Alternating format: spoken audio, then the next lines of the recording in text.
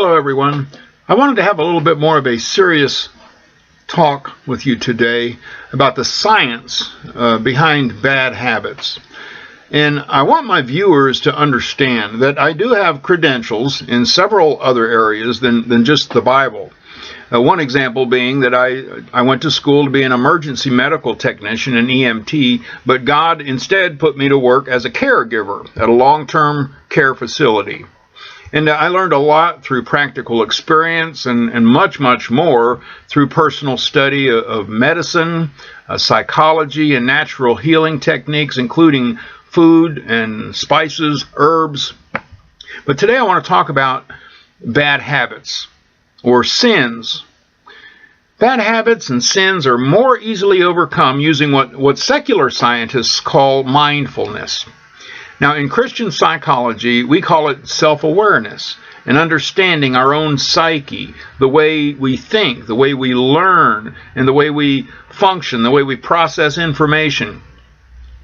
And today I want to discuss how the human mind works in relation to forming bad habits.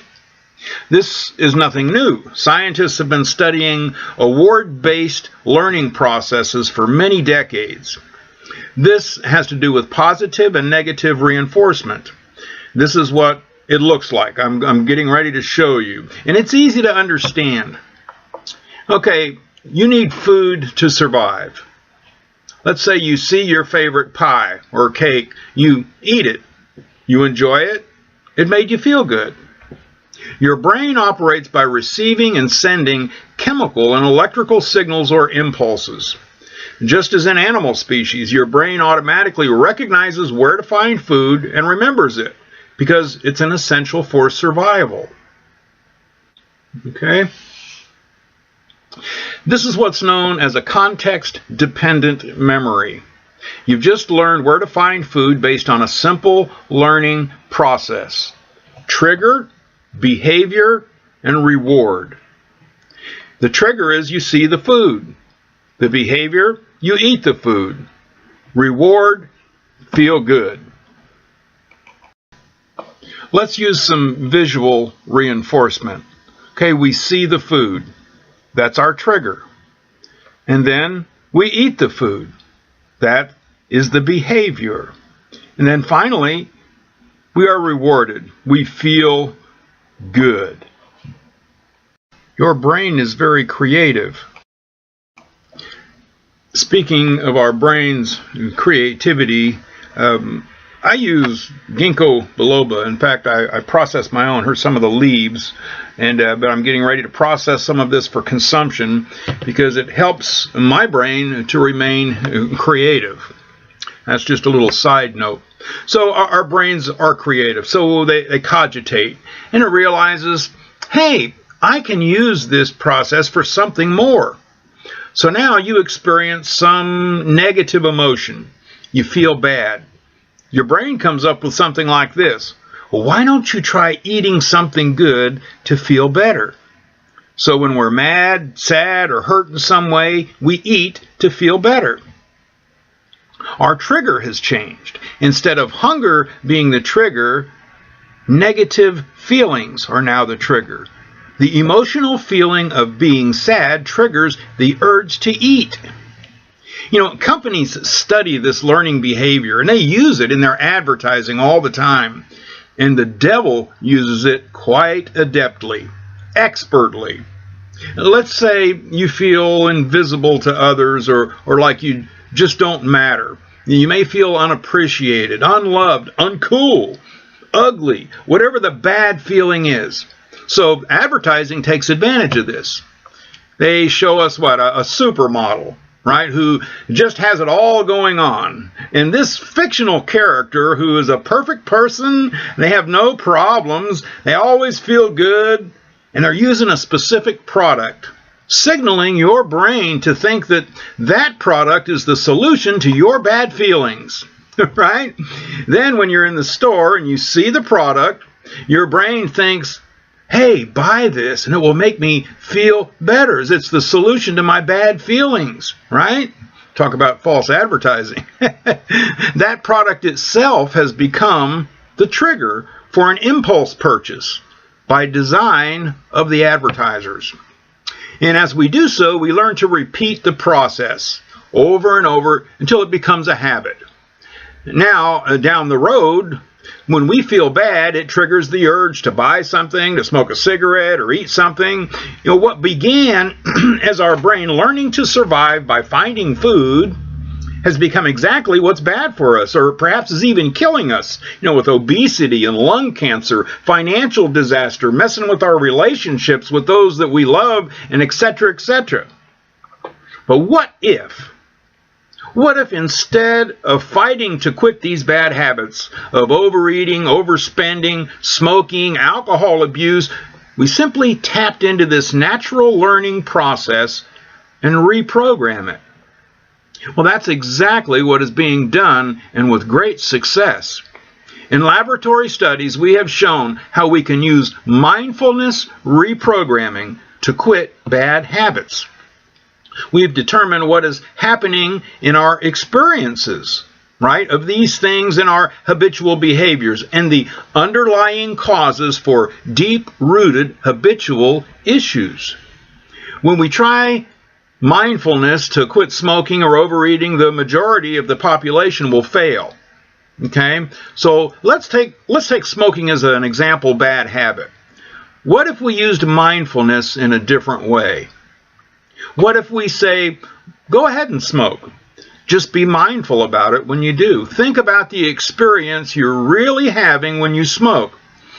Think about the taste of the smoke, the tar and the nicotine.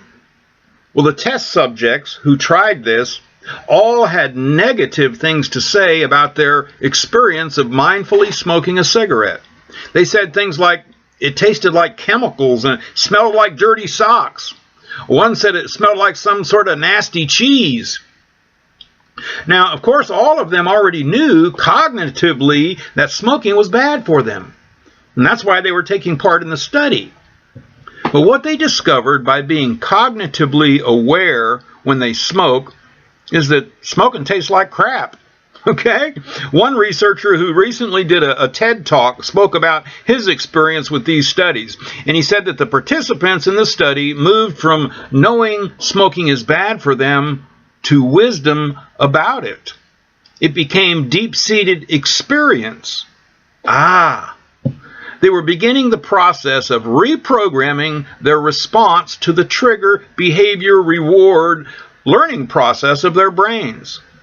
The power that smoking had over them on a habitual level was broken.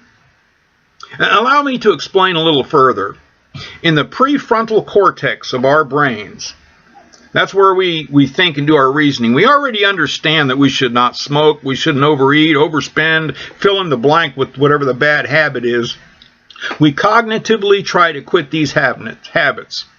And that would work, except for stress enters the picture, right? Life's stuff happens. And the first part of our brain to go offline and shut down is the prefrontal cortex, whenever stress-induced emotion takes over. There are several areas of the brain involved with emotion. Okay? A few, for example, are the amygdala, which is deep inside the anterior inferior region of the temporal lobe, which connects with the hippocampus, the septal nuclei, the prefrontal area, and the medial dorsal nucleus of the thalamus, and then there's the hypothalamus. There's a lot of different areas of the brain that are involved with emotion. Various components of the brain release compounds of many chemicals and hormones. Your brain functions both chemically and electrically. Okay, Harvard Medical says this, and I quote, "There are millions, even billions of chemical reactions that make up the dynamic system that is responsible for your mood, perceptions, and how you experience life." End quote. Emotions stymie our cognitive efforts to quit that habit. We've all experienced this in various ways, this behavior, such as a husband yelling at his spouse or his children when he knows in his prefrontal cortex that's not helping the situation in any way. He knows this. But the part of our brain that handles emotion shuts down our prefrontal cortex, taking over, disconnecting the cognitive function, which would have checked us before we yelled or lit the cigarette or had a drink or what have you. Well, what can we do about this? Recording the experience that we get from our habits helps us understand them on a deeper level. So we don't have to force ourselves to stop these habits. Instead, we record the bad experiences of when we did those things, and our brains will become reprogrammed by this learning process, trigger, behavior, and rewards. When our emotions know that we're going to feel bad after we do these bad habits, we can stop doing them. Now, in drug and alcohol recovery programs, this is called playing the tape all the way through, the recording of our past experiences with this habit. When the temptation arises and we naturally turn to our bad habit, we need to mindfully remember the negative outcomes of all the times we did that behavior before in the past. Now, at the height of our habit's power, that addiction only shows us the pleasurable aspects of the bad habit, right?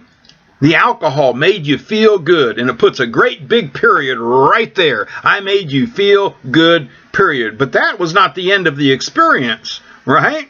That's not where your experience ended.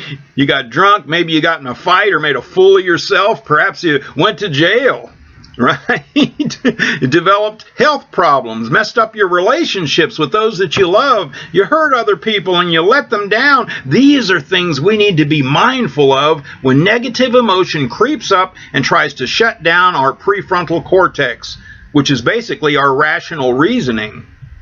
Addicts of cigarettes, overeating, drugs and alcohol, pornography, whatever it may be, all have the same problem in quitting their bad behavior. When they are tempted, they don't allow the tape to play all the way through. When temptation strikes, we must remember all the bad and focus upon that. We need to override the emotional aspects of these things, because now remembering all the bad things, it's going to make us feel worse, and it's going to give the habit more power.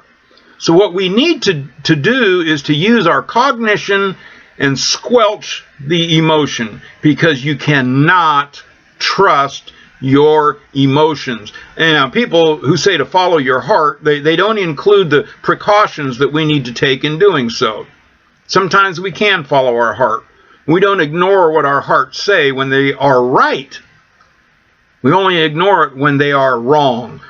And the only way to know if our hearts are right or wrong is to use the brains that God gave us, to play the tape all the way through and see if this is a good thing or a bad thing to do, and base our decisions upon that rather than upon our feelings. Now, be advised that mindfully reprogramming our trigger, behavior, reward, learning process is not an instantaneous cure.